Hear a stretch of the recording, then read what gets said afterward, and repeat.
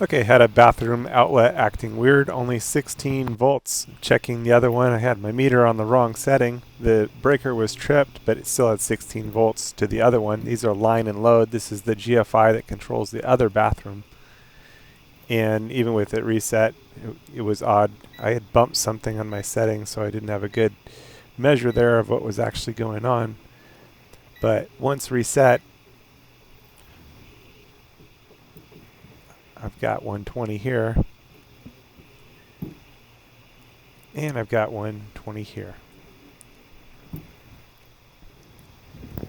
But a little more to this story. Checking the other outlet, now I had 120. And everything, could have left it alone at that, but I sensed something was odd, like why did it get 16 volts at this other outlet even when it had been tripped? So looking further, look at that. Testing the gFCI and it still got 120 even though the test is set. And resetting it, still got 120. Checking on the top voltage, the same thing, got 120 even with a trip. So pulling it apart and taking a look, it looked pretty old. I figured I better change this out.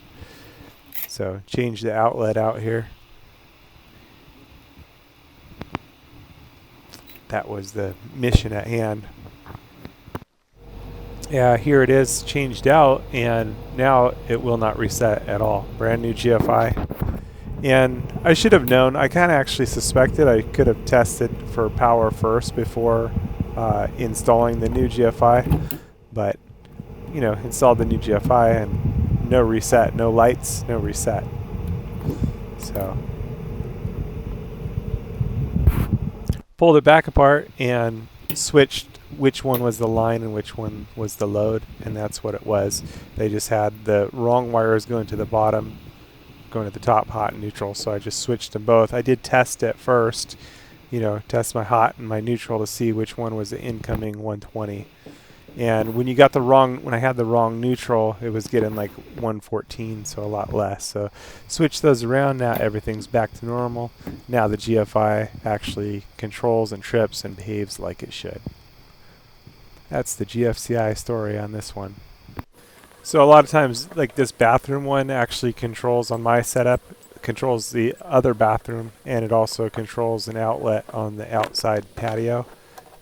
So these can be line and load, the gFCI controlling everything that's on the load downstream from the incoming line. So the line comes in and power goes to the outlet and everything downstream from the outlet that's connected on the load.